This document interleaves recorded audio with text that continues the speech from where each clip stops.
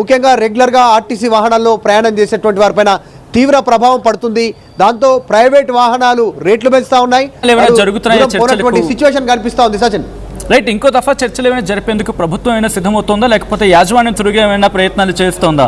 సాధారణంగా మనం చూస్తూ ఉంటాం, ఫస్ట్ లేయర్లో యాజమాన్య డిస్కషన్స్ జరుగుతూ ఉంటాయి, ఆ తర్వాత ప్రభుత్వం ఇన్వాల్వ్ అవుతూ ఉంటుంది.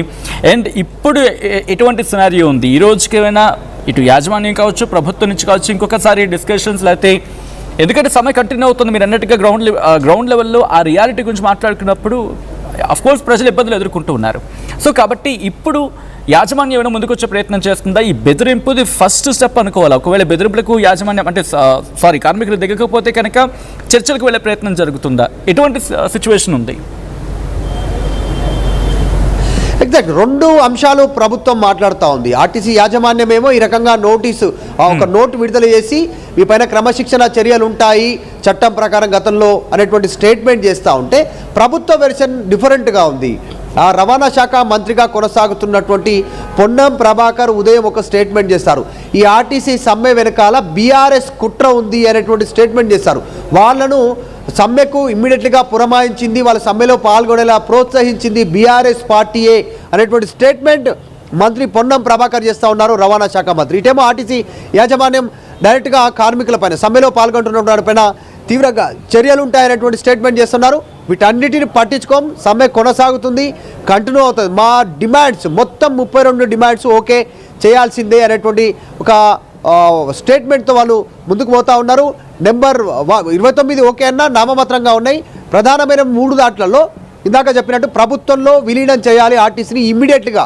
సెకండ్ వచ్చేసి కార్మిక సంఘ చట్టాలను వారిని పునరుద్ధరించాలి, ఎన్నికలు నిర్వహించాలి అనేటువంటి సెకండ్ డిమాండ్. థర్డ్ డిమాండ్ వచ్చేసి ఈ ప్రైవేట్ వాహనాలను, ఆ ఎలక్ట్రిక్ వాహనాలను చొప్పిస్తూ ఉన్నారు ఆర్టీసీలో ప్రైవేటీకరణ దిశగా, దాన్ని ఆపి ఆర్టీసీ ఎలక్ట్రిసిటీ వాహనాలను పెట్టాలి, అందులో తెలంగాణ సంబంధించి ఆర్టీసీ వాళ్ళని ఎంప్లాయీస్గా ఉంచాలి, ప్రైవేట్ వ్యక్తులకు ఇవ్వద్దు అనేటువంటి 3 డిమాండ్ చేస్తూ ఉన్నారు. సమ్మె మాత్రం కంటిన్యూ అవుతుంది. సమ్మె మరింత కంటిన్యూ అయితే రైట్, మనతో పాటు ఆర్టీసీ యూనియన్ నుంచి థామస్ రెడ్డి ఫోన్ లైన్లో జాయిన్ అవుతున్నారు, మాట్లాడే ప్రయత్నం చేశారు. థామస్ రెడ్డి గారు, ఇటు ఒక రకంగా చెప్పాలంటే బెదిరింపులకు వస్తున్న పరిస్థితి యాజమాన్యం నుంచి అనేది వినిపిస్తున్నమాట. మీరు కనుక సమ్మె ఒకసారి మీకు క్లుప్తంగా చెప్పే ప్రయత్నం చేస్తాను. సమ్మె వద్దు, మాయమాటలు నమ్మకండి అంటోంది మీకు యాజమాన్యం. మీరు అంటే ఇప్పుడు ఇది ఎలాగా డిస్కషన్లు పెండింగ్లో ఉంది కాబట్టి మీరు సమ్మెకు దిగడం చట్టవిరుద్ధం అంటోంది. జాయింట్ కమిషనర్ ఆఫ్ లేబర్ దగ్గర చర్చలు జరుగుతున్నాయి కాబట్టి చర్చల ప్రక్రియ ముగియక ముందే సమ్మెకు వెళ్ళడం కరెక్ట్ కాదు. ఒకవేళ మీరు వెళ్తే వేతన కోత ఉంటుంది, దాంతోపాటు క్రమశిక్షణ చర్యలు ఉంటాయంటూ యాజమాన్యం చెబుతోంది. సో ఇది బెదిరింపా లేకపోతే మిమ్మల్ని దారి తెచ్చుకునే ప్రయత్నమా? మీరు ఎలా చూస్తారండి ఇది? ఇది కేవలం బెదిరింపు సార్. ఇది నిన్న చర్చలు అయిపోయిన తర్వాత ఇలా వాళ్ళు లేబర్ కమిషన్ కూడా అక్కడికి వచ్చి రాత్రి ఆ లెటర్ మాకు చూపెట్టారు. దానికంటే ముందు రోజు మేము లీగల్ గా నోటీస్ ఇచ్చినాం. దానికంటే యాజమాన్యం రాలేదు, ప్రభుత్వం రాలేదు, వాళ్ళు రాలేదని చెప్పి 3 మీటింగ్ల తర్వాత మేము క్లోజ్ చేసుకుంటాను లెటర్ ఇచ్చి మేము అథెంటిక్ డాక్యుమెంట్ మీద సంతకాలు పెట్టి వచ్చిన తర్వాత నిన్న బలవంతంగా కావాలని భయపెట్టడానికి ఈ ప్రభుత్వం అది ఇంకా క్లోజ్ కాలేదు అని చెప్పారు. దాన్ని మేమేం ఖాదరు చేయడానికి లేదు.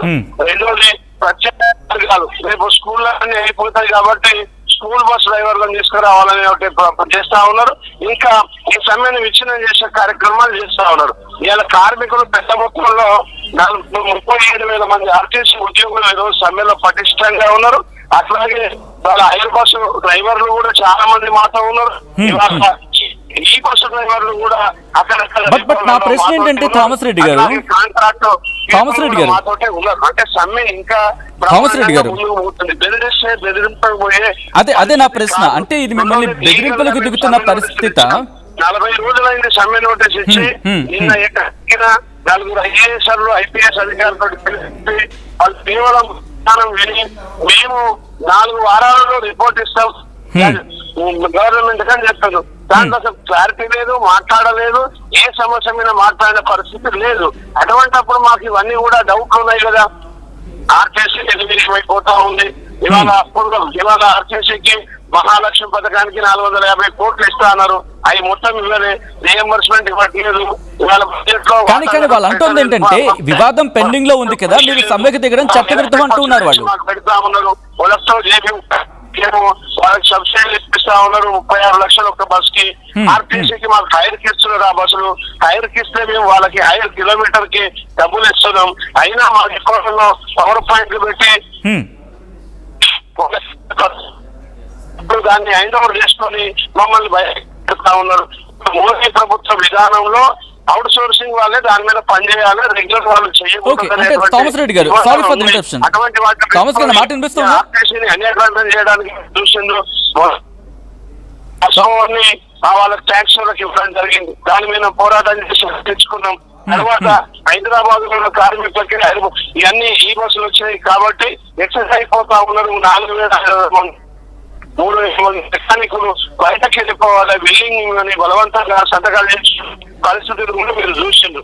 అంటే ఆర్టీసీని బాగు చేస్తారా, ప్రజా రవాణాకి ప్రాధాన్యత ఉందా, ప్రజలకు మీరు ఏం చెప్తారు అంటే అట్లా కాదు.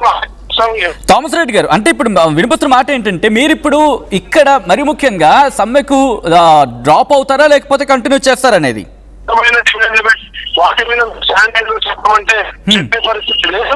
ఇవాళ కాలం చేసుకుంటూ ఈ ఆర్టీసీని అన్యాయం చేయడం చేస్తున్న పునర్గం తప్ప మరొకటి కాదు. కాబట్టి ఆర్టీసీ ఉనికికి ప్రమాదం వచ్చింది కాబట్టి వాళ్ళ అందరూ కూడా సమ్మెలో ఉన్నారు. ఈ సమ్మె ఇవాళ బ్రహ్మాండంగా జరుగుతా ఉన్నది రాష్ట్ర వ్యాప్తంగా.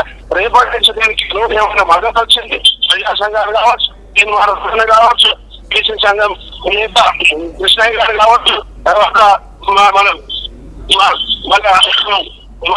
మాదిక సంఘం అధ్యక్షుడు వాళ్ళు కావచ్చు, ఇట్లా అందరూ కూడా పెద్దలంతా దీనికి మద్దతు ఇస్తా ఉన్నారు. జాతీయ సంఘాలు మద్దతు ఇస్తా ఉన్నాయి. అన్ని పార్టీలు ఆల్రెడీ మద్దతు ఇచ్చినాయి. జాతీయ సంఘాలు కూడా ఇవాళ సిపిఎం పార్టీ అనుబంధ సంఘాలు కూడా ఇక్కడ దగ్గరకు వస్తా ఉన్నారు.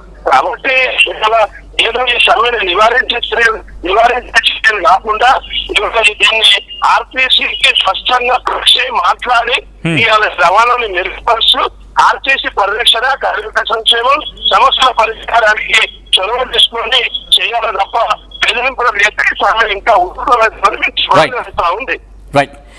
రైట్ థామస్ రెడ్డి గారు, థ్యాంక్స్ ఫర్ ఈ అంశానికి సంబంధించి రియాక్షన్ తెలియజేసే ప్రయత్నం చేసినందుకు. సమ్మె అయితే మాత్రం కొనసాగుతుంది. ఎటువంటి బెదిరింపులకు పాల్పడినా, ఎటువంటి బెదిరింపులు ఎదురైనా బెదిరింపులకు మాత్రం లొంగే ప్రసక్తే లేదు. ఇది కంటిన్యూ అవుతుందంటూ కూడా చెప్పుకొస్తున్న క్రమం. మొత్తంగా ఏం జరగబోతుంది అనేది ఆసక్తికరంగా మారింది. మీరేమనుకుంటారు కమెంట్ చేసే ప్రయత్నం చేయండి. అండ్ యాజమాన్యం ఇది బెదిరింపులు అంటూ కూడా, అంటే యాజమాన్య బెదిరింపులు అంటూ కూడా